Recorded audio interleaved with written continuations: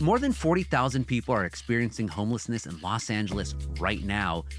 And yet, right next to Skid Row, the city's historical epicenter for homelessness, hundreds of rooms sit empty. Literally, there'll be people like sleeping outside on the street while you've got a completely vacant, brand new building. The building's name is the Cecil Hotel, but even though the Cecil was redeveloped specifically as a place to house low-income and houseless folks, it's still struggling to fill rooms, even as LA's homeless population grows.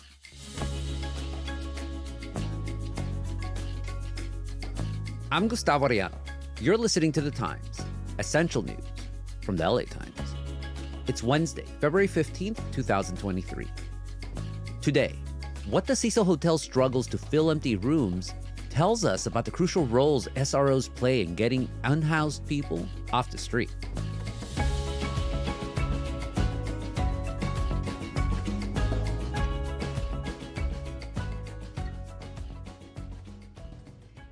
Jaimie Ding is a business reporter at the Los Angeles Times. Jaimie, welcome to the Times. Thanks for having me. So if people know about the Cecil Hotel in Los Angeles at all, it's probably because of its more sordid history. And that's mostly because of a Netflix documentary about the disappearance of a young woman there last decade. But what's the building's full history outside of just true crime? So the original Cecil Hotel actually opened in the 1920s as a rather fancy place for business travelers and tourists, but that quickly changed when the Great Depression hit only a couple years later. Over the next few decades, we saw the hotel decline, and it developed quite a reputation for itself, with a lot of gruesome murders and deaths occurring within its walls, and it attracted a rougher crowd. The hotel has been rebranded and changed ownership over the years, but in late 2015, Simon Barron Development, a New York-based real estate developer, acquired the hotel through a 99-year ground lease. Our initial business plan when we first acquired the property was really to sort of rebuild it, fix it up, and turn it into essentially half apartments and half a hotel. So I talked to Matthew Barron. He's the president of Barron Property Group, which owns the building, and they were working with the Skid Row Housing Trust, a local group that manages affordable housing, to make 15% of those apartments affordable. But when the pandemic hit in 2020, that kind of blew up all the financing for the project. That obviously upended the business plan.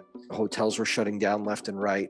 It basically became impossible to finance. They needed a new business plan and figure out what to do with the building that they had in their hands. At the time, Skid Row Housing Trust was a partner of ours. They were going to be managing the sliver of affordable units that was going to be in the building. They came to us and said, hey, would you guys consider doing this as 100% affordable? So that's 600 rooms, all reserved for low-income residents. So when all of this was announced, what was the reaction from folks who work with the unhoused in Los Angeles? People were pretty excited for the project. It was pretty unique. It's a model that was not used before in the LA area, where most projects have funding for rents already in place for people who are going to live in the building.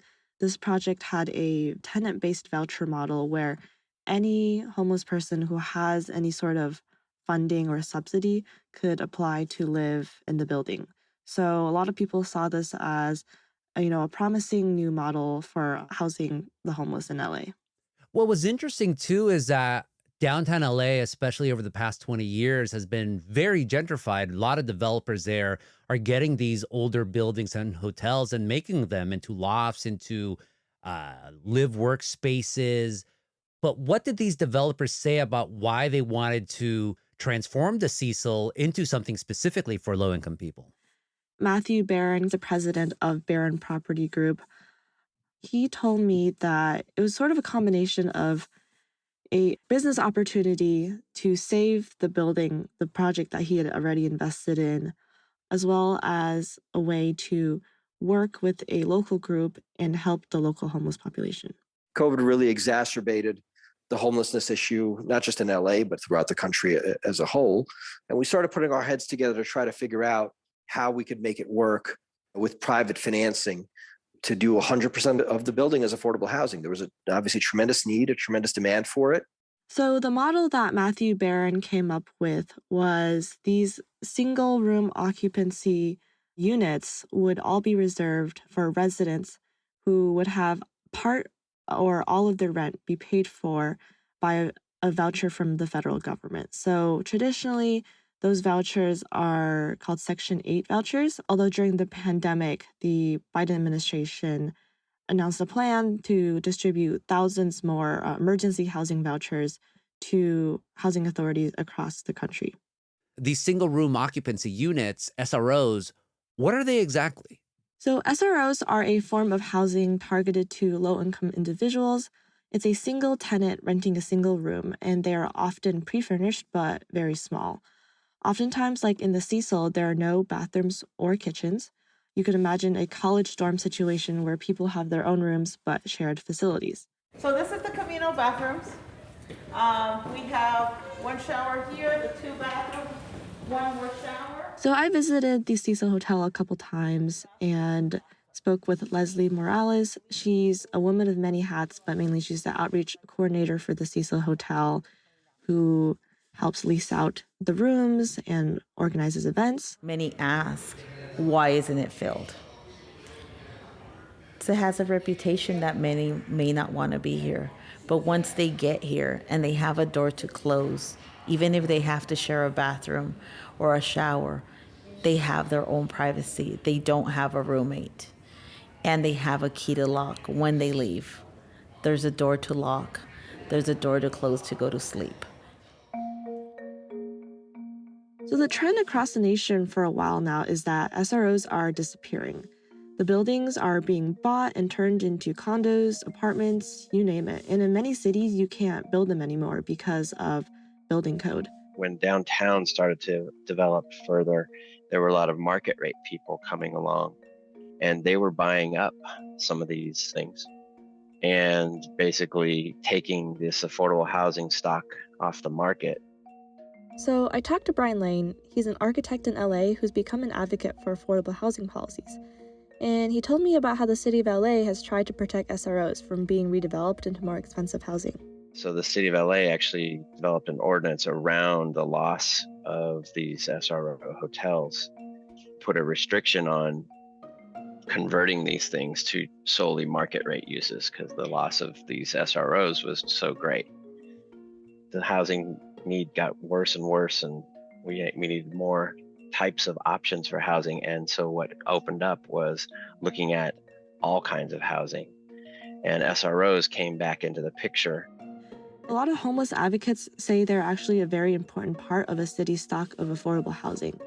And the thing about affordable housing is once you destroy it, it doesn't get replaced because we're not adding to the affordable housing units as quickly as we are removing them from the market. So how effective has this ordinance been? How common are SROs nowadays? There are a lot of SROs in LA that are actually sitting empty, and some homeless advocate groups have brought attention to them recently.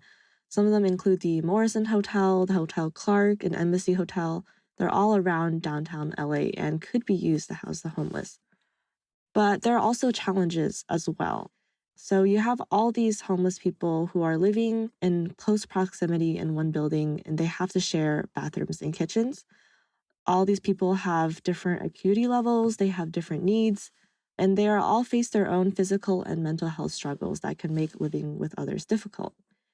But at the end of the day, folks that work at the Cecil say it's a good solution for housing folks who can't afford to live anywhere else or can't find landlords that will accept them anywhere else.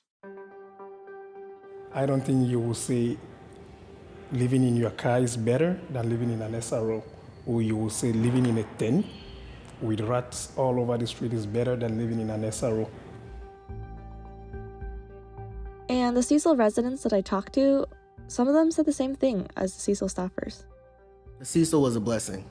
It may just be an SRO. It was very surprising to not have a room with your own bathroom still and you're paying rent, if I can be honest. But still, it helped get over slightly some of the PTSD that you get from being in a shelter and being in that chaotic environment. You kind of had a sense of peace. More after the break.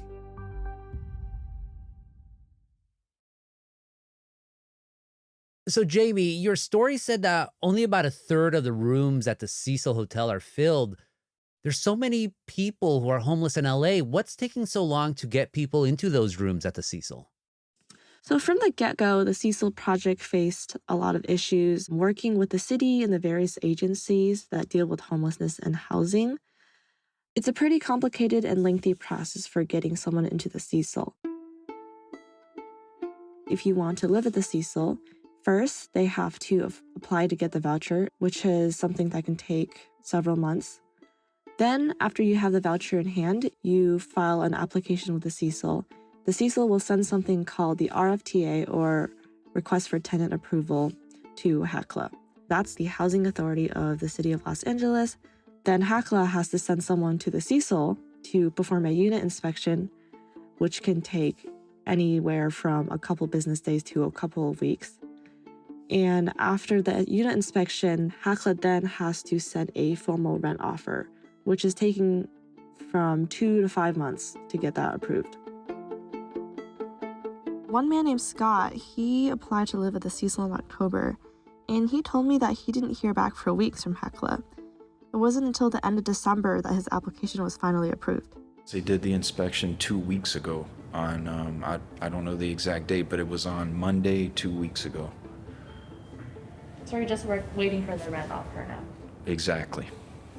Which they promised would go down last week, but it never did. So, and then I ask again, well, when do you think an offer will go down? I got no response. And you can't move in until the offer is made. Correct. What did Hackla and the other folks who get people connected with vouchers say when you asked them about all those delays? When I first asked them about these delays, they responded that they were not aware of any EHV holders waiting as long as 5 months to get their rent offers. They asked me to refer to a specific case, so I gathered some names of folks at the Cecil and I went back to them. And when I pressed them further about a resident that had applied back in December 2021 but didn't get approved until June, which 6 months, that's a 6-month application process. They said there had been delays due to a lot of applications submitted at the same time, as well as understaffing and high turnover at the EHV office within HECLA. What about the people who have actually gone through the process and now live at the Cecil? What's been their experience? When I spoke to tenants, it was a mixed bag of experiences. I was living outside on the street. It was very bad for me. But Cecil Hotel has been really phenomenal. I've been here for about maybe 12 months now, me and my husband, Roberto, and we really have no complaints about it. I feel like they opened this in a hurry without fully completing everything. I guess they just wanted to open it up so people have places to stay, which is, it's great that they're getting people off the street. Right. But I feel like there's certain things that need to be finished. I think it's great. I think it's really nice. You know, the rooms are a little bit small and they have a sink in them, and I share a bathroom. I didn't get a bathroom. So I just have to go to the bathroom every once in a while. And, you know, sometimes they're a little dirty, but somebody comes to clean them all the time, yeah. Living there can, be hard for folks who are relearning how to live on their own indoors for the first time in years. I don't want to talk bad about the Cecil, because like I said, it's, a lot of people wouldn't have a place to stay, if it wasn't here, plain and simple. I mean, the stuff they put up with here, man, from people, man, I mean, it's so arcane and primitive to something that people do, man. Like you see, people just out of their minds, man, through mental, chemical imbalances in their brains and stuff, man, and the anger is just mind-blowing. Some people have built communities for themselves. See them as family. Even though I say I try to avoid certain people, it works like a family. Sometimes you don't want to see your sister in the morning, but I'll see you in the afternoon. But I feel like we're all one at the end of the day. They've made friends, they've found jobs, and others are struggling with some of the issues and tensions with other residents within the building.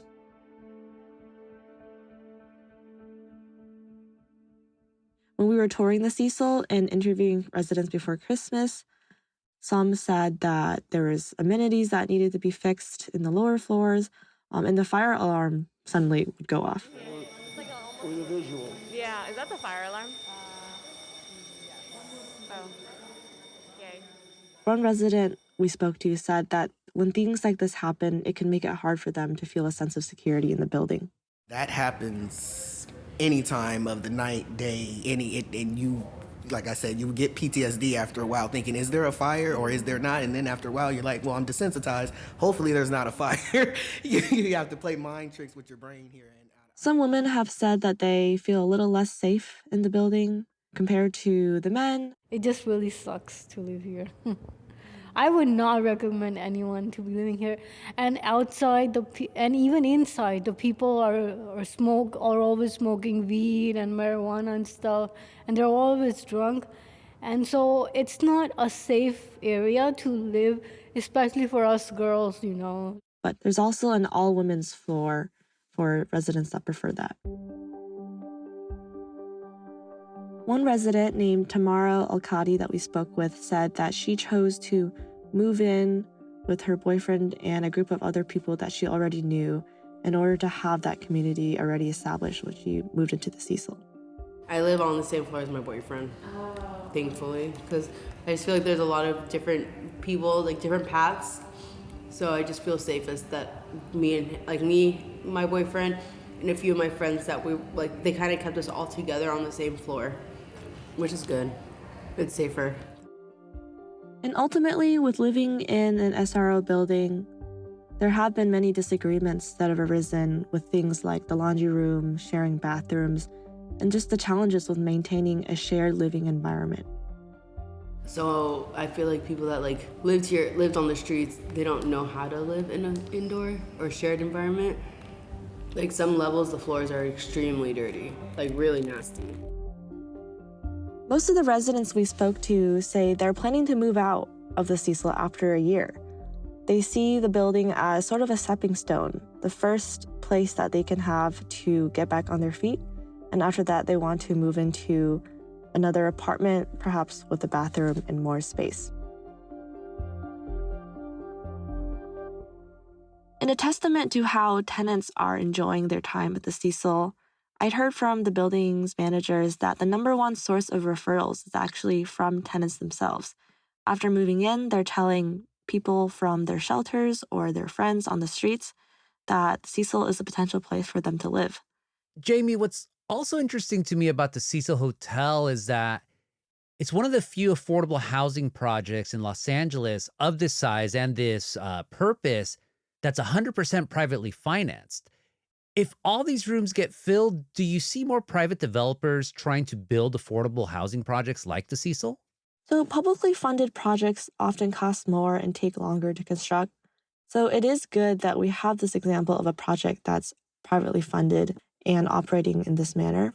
We need both public and privately financed projects if we're serious about getting people housed in LA. But I spoke with Mike Neely, a former commissioner of the Los Angeles Homeless Services Authority, and he said what's happening with the Cecil is just another example of a broken system bogged down by bureaucracy. We have an innovative and cooperative project between the public and private sectors, and all that's required is cooperation from a city agency for it to work. But unfortunately, in my reporting, I haven't really seen much of that happening, and that might just be the lesson that other developers take away.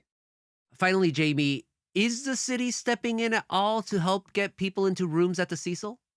So in July, LA City Council members Kevin De Leon and Bob Blumenfield proposed a solution to try to fill the hotel faster, a master lease agreement with the city of Los Angeles. Under their plan, the city could foot the entire bill for a number of rooms in the building and potentially bypassing the red tape of dealing with federal government-funded vouchers as well as their own agency's bureaucracy. Outreach workers could then offer housing to people on the streets and potentially move them in on the same day. Unfortunately, with everything that's been happening with the city council, that plan has not really moved forward since it was proposed. But the developers say that they are excited to work with the new mayor, Karen Bass, to figure out a plan to house people in the Cecil a lot quicker than it has been happening previously. Jaimie, thank you so much for this conversation. Thank you so much, Gustavo.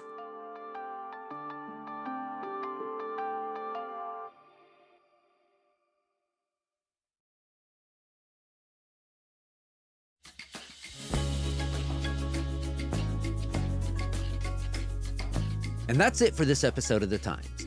Essential news from the LA Times.